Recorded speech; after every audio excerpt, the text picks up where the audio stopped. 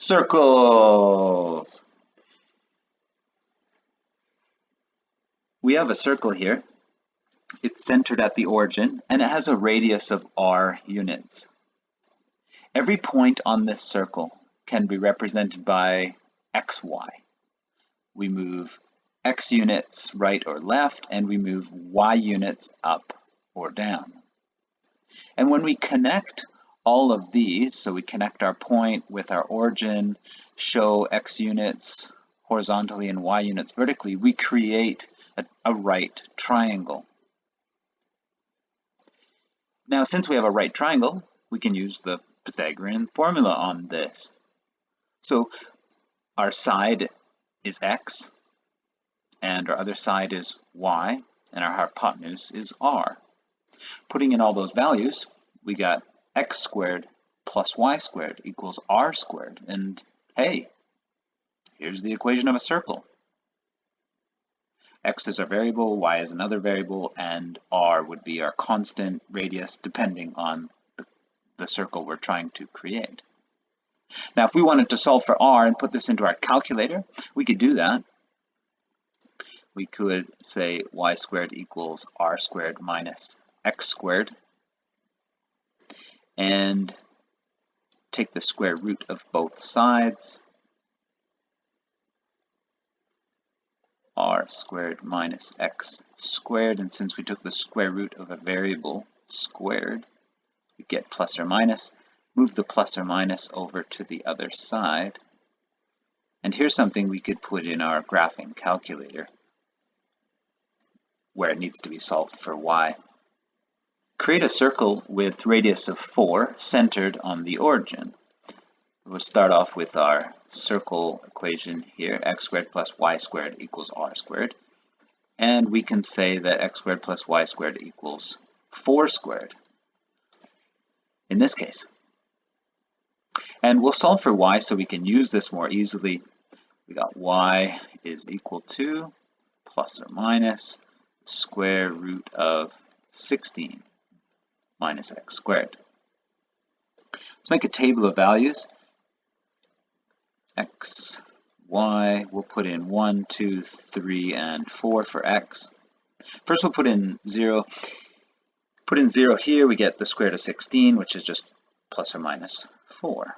So this is not a function. It's giving us two y values for one x value. So if x is 0, y could be plus 4 and minus 4. Next is 1. Plug 1 in here, we get 16 minus 1 squared is 15. We get plus or minus the square root of 15. And just so we can graph that, we'll just get a decimal approximation, 3.87. If I go over here to 1, I get 3.87, probably about there. And there. Next one, 2. Plug 2 in here, it means we get 2 squared is 4, 16 minus 4 is 12. So we're getting plus or minus the square root of 12. And so we can graph it again, that's about 3.46. 3.46. Next one, 3. 16 minus 3 squared is square root of 7, plus or minus, and that's about 2.6. 2.6, probably about there. 2.6, probably about there. And 4. 4 squared is 16, so 16 minus 16 is 0, so we're just going to get 0. There's some points, and if we connected this, hopefully it looks very circular. Okay. And we can do the other side. In fact, we could just do it. It'd be repeating these same values. We could just do it using the same table. Plus or minus is going to get squared and give us the same value. So this will be repeated on the other side to make a circle. Example 2, we will go and try these equations out on our calculator. On our calculators, we want to go to y equals and type in the equation of our circle. And we'll use the whole screen, so we'll have a radius of 10. So 10 squared is 100. So our first equation is the square root of 100 minus x squared. And when we graph it, we can see that that gives us the top half of our circle only, because it's only the positive square root. We need to type in the negative square root separately as a separate function in TI-83 and 84 calculators. So I retype in the equation, but this time reflected down, and now I have the bottom of my circle. Now you're probably thinking, yeah, except that looks like an ellipse, not a circle. So we can fix that. Go to zoom and square, and it will square things up for us because it will take away the distortion from our rectangular screen. And now it looks more like a circle.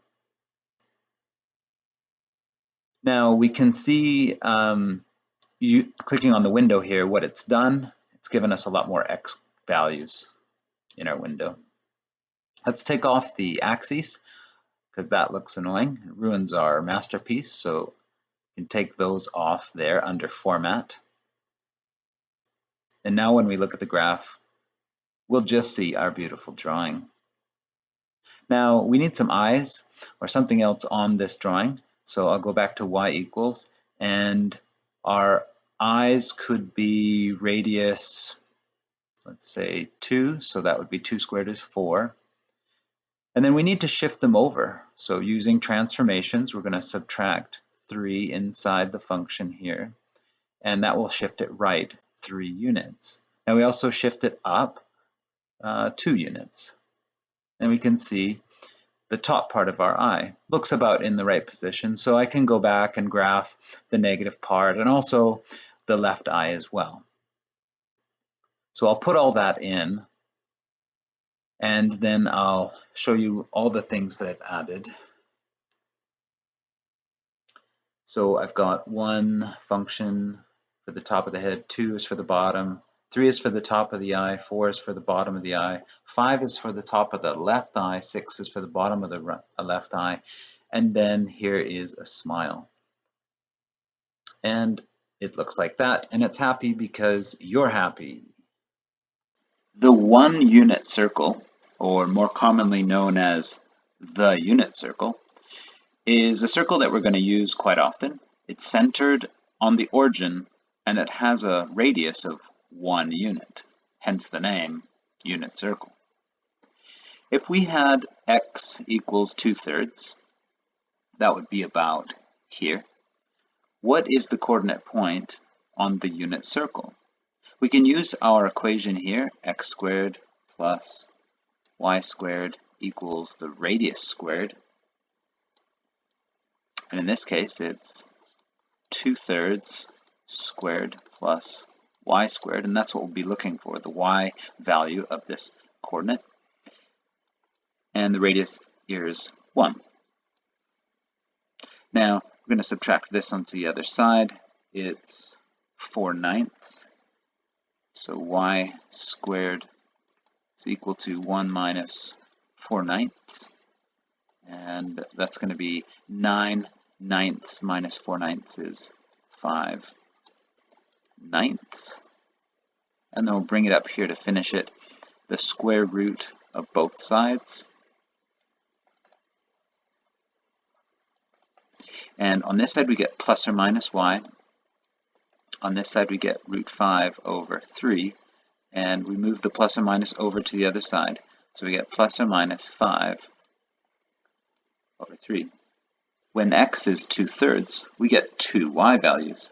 That makes sense. When x is 2/3, we get this y value here, and this point would be 2/3 and root 5/3.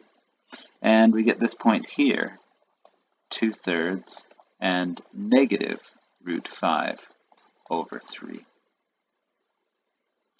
Next one, what if the y coordinate is negative 1 over the square root of 2? We can use the same equation, x squared plus y squared equals the radius squared. And we're on the unit circle, so the radius is 1. Let's put in this value here for y. And this is just going to be a half. So x squared is equal to 1 minus a half on both sides. X squared is equal to a half. Square root both sides. And I'm just going to shortcut plus or minus 1 over the square root of 2. And our coordinates will be then plus or minus 1 over the square root of 2, and the y value would be negative 1 over square root of 2. So there's two values here, just like in the first case. That makes sense because if the y value is negative 1 over root 2, about here, then we're going to get two x values, one negative and one positive, that correspond to that. Last one is what happens if x is 2? And immediately you can say that, hey, this is not possible. The maximum value for x is 1 because of the unit circle. It has a radius of 1. It's centered at the origin, so this point here is 1, 0, and that's the furthest it can be. That's x's maximum there. And so not possible. At least there's no real solution, and we can see that algebraically if we actually try this one. So x squared plus y squared equals the radius squared. And this one would be 2 squared. And that would give us y squared equals 1 minus 4. So y would be equal to plus or minus the square root of negative 3. So you can see that why there's no real solution here to this one. What happens to our arc length formula when we're using a unit circle? We had arc length equal to theta times the radius, or angle times the radius. Now, since it's a unit circle, the radius is equal to 1. This really simplifies our equation, meaning the arc length is equal to the angle. So if we had an angle of 3/4 pi, then our arc length would be 3/4 pi. We want to put the unit circle on the Cartesian plane, centered at the origin, and we want to find the coordinates on the unit circle for each of our special angles in standard position. So our first angle here that we'd care about would be 0 degrees. That'd be right here, and the coordinates for that one are 1, 0. Next one we would care about is this 90 degrees here, and the coordinates for that one is 0, 1. And next one would be 180 degrees. The coordinates for that one would be negative 1, 0. Next one would be 270 degrees. Coordinates for that one, 0, negative 1. Now, we could do this in degrees and actually get all the way to 360 degrees here, or keep going. The pattern repeats. But really we need to do this in radians because they're going to be really commonly used here. And so we want to do this 0 radians, or 2 pi radians. We want to do 90 degrees as pi over 2 radians. We want to do this one as pi radians, and this one as 3 over 2 radians. The next angles we'll look at are the ones that are marked in red. So this one would be 30 degrees. And the next one would be 60 degrees. And the next one would be 90 degrees, which we already have. The next one would be 120, 150, 180. We're just counting up by 30 degrees. That's probably pretty easy, and you can do that because we're accustomed to using degrees. So let's do this using radians. This one would be pi over 6.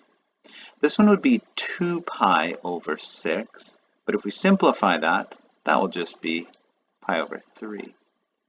So 1 pi over 6, 2 pi over 6, 3 pi over 6 simplifies to pi over 2. 4 pi over 6 simplifies to 2 pi over 3. 5 pi over 6. 6 pi over 6 just simplifies to pi. 7 pi over 6. 8 pi over 6. 9 pi over 6, which just simplifies to 3 pi over 2, 10 pi over 6, 11 pi over 6, and then 12 pi over 6 is just 2 pi. Let's find the coordinates of each one of these points where the angle in standard position intersects the unit circle. And we do this by looking at our special triangles. This one would be 30 degrees, 60 degrees, and 90 degrees. Now, we had before 1, 2, root 3 as our side lengths. But we want this special triangle to fit in the unit circle, and the unit circle has a radius of 1. So we want this hypotenuse to be 1, so we're going to scale this triangle down by dividing every side by 2. So that way our hypotenuse, or our radius, is 1, and our side lengths are 1/2 and root 3 over 2. This gives us our coordinates. When we put this special triangle onto our unit circle on the graph here for 30 degrees, this would be 30. Our x-coordinate, or the length of this x side here, would be root 3 over 2. And the y-coordinate, or the height, would be 1/2. And if we go up and flip this around, now it's the opposite. We've got an x-coordinate of 1/2 and a y-coordinate of 3 over 2. Now the good thing is that all of these are symmetrical, and so this reflects onto this side. The x is just negative and the y is the same. Same with this one. The x is now negative, the y is the same. Now we want to look at these coordinates that are intersected by these green lines. These green lines are 45 degrees, or pi over 4.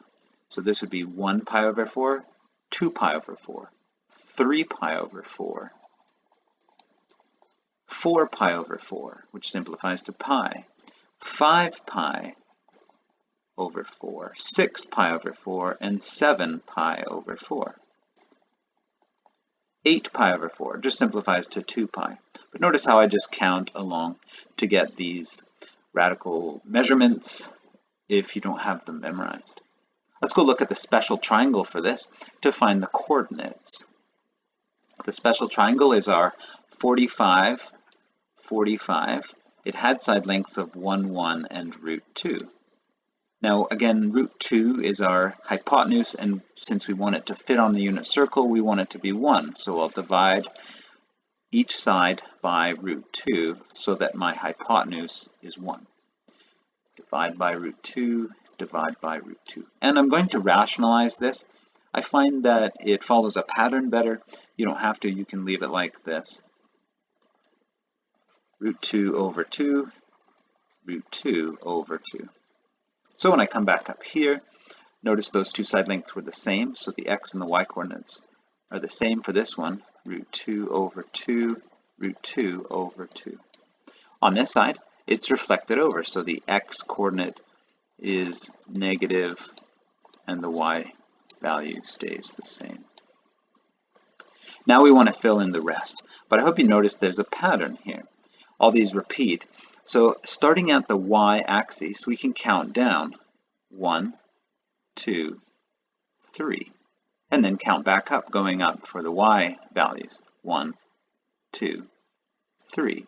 We take the square root of everything. The square root of 1 is just 1 though, so we don't need to write that. Square root of 3, square root of 2, square root of 2, square root of 3. And divide everything by 2.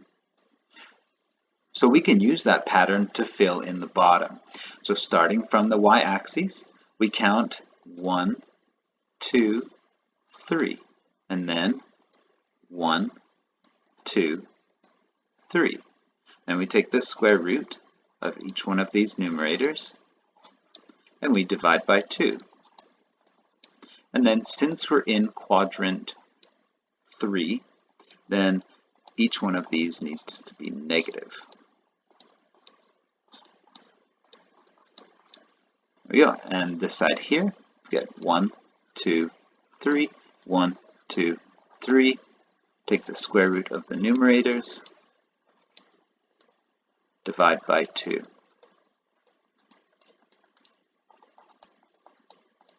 In this case, our y-coordinate will be negative, and our x-coordinate will be positive. This was part of Trigonometry 2, develop and apply the equation of the unit circle. Here's some questions from the textbook. Give it a try, see if you know what you're doing.